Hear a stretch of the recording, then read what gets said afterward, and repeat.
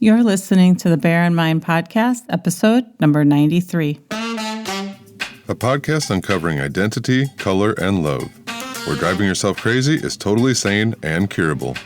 Now your host, T. Bias. Do you ever feel like you're acting from a place of desperation?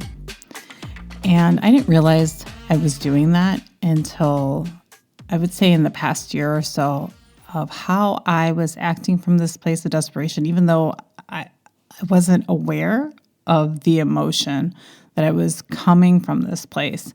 And I think that it's difficult to understand that it's desperation by simply just looking at the emotion, but it's kind of easier to see in your actions and kind of what you're hoping your actions will achieve in your life.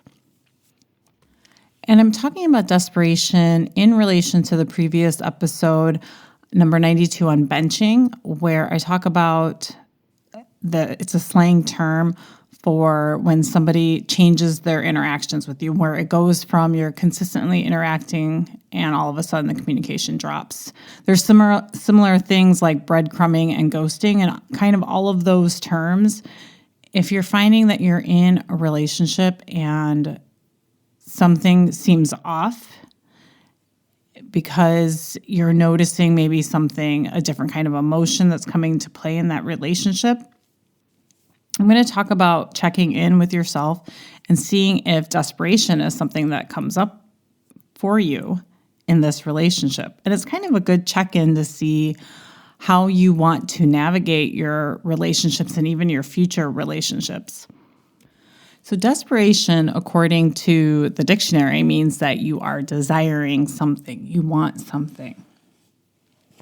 And I can take it even a step further in that there can be desire for something without there being desperation for it. You can desire to achieve a goal, you can desire to lose weight, and then you kind of add this level of desperation, and the way you kind of know that the desire has turned into desperation is kind of the actions that you're taking in your life. And the way that desperation plays out in relationships is that you're trying to change your circumstance, you're trying to change a situation, you desire something, and you're trying to change it through another person.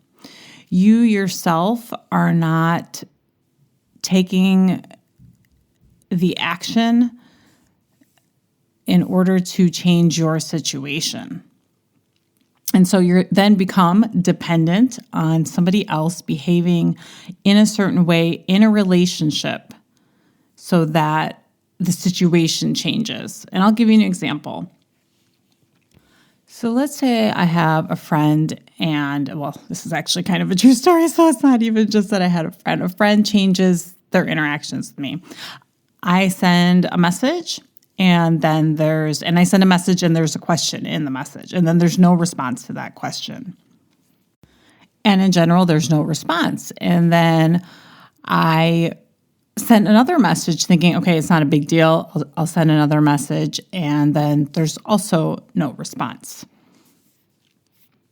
And so there's kind of this new way that we're communicating where it's different, meaning we were regularly exchanging messages, and now there is times where there's no response. And then if there is kind of a response, it's not related to the previous response or something like that. And that's that term that they call breadcrumbing, where somebody just kind of interacts with you, sends you a quick message just to say, hey, I'm here.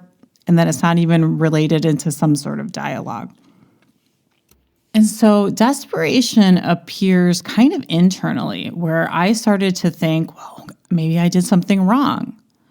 And maybe the way I communicated or even asked the question, it was an innocuous question.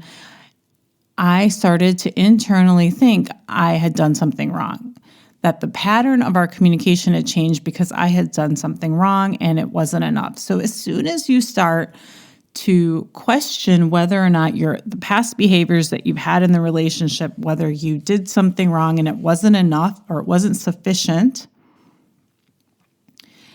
has been kind of the key to understanding that desperation is creeping in.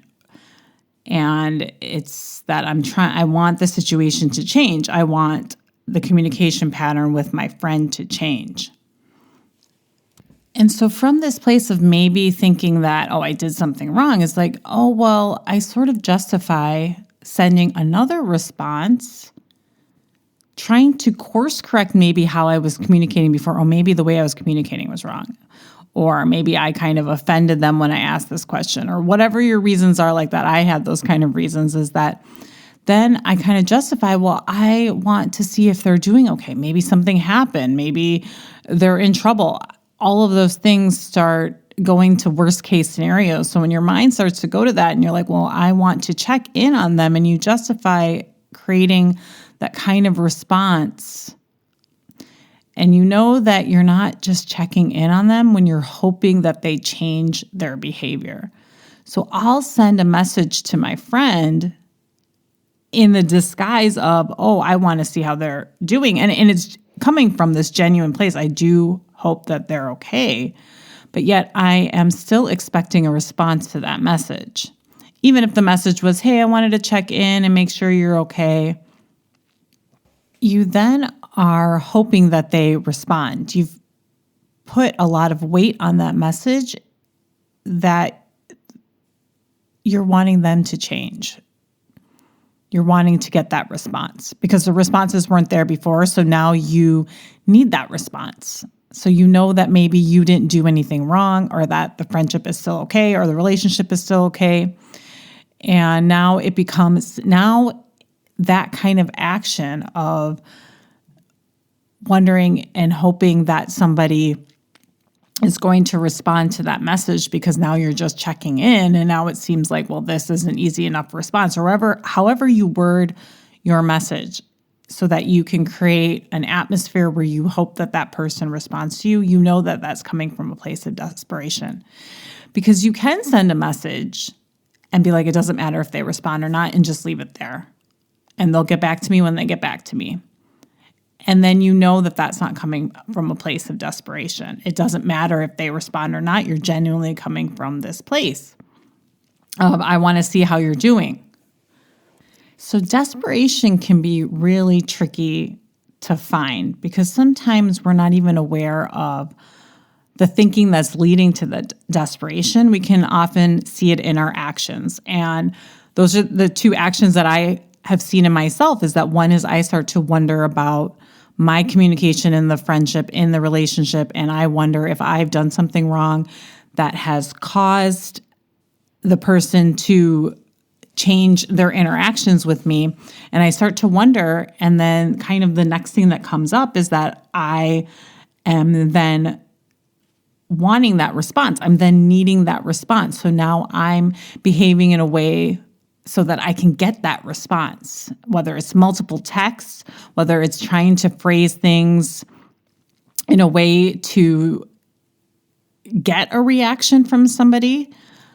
That's how you know it's desperation, because you're so hung up on how that person is responding to you. You're so hung up on their behaviors. You're dependent on how they show up in your relationship,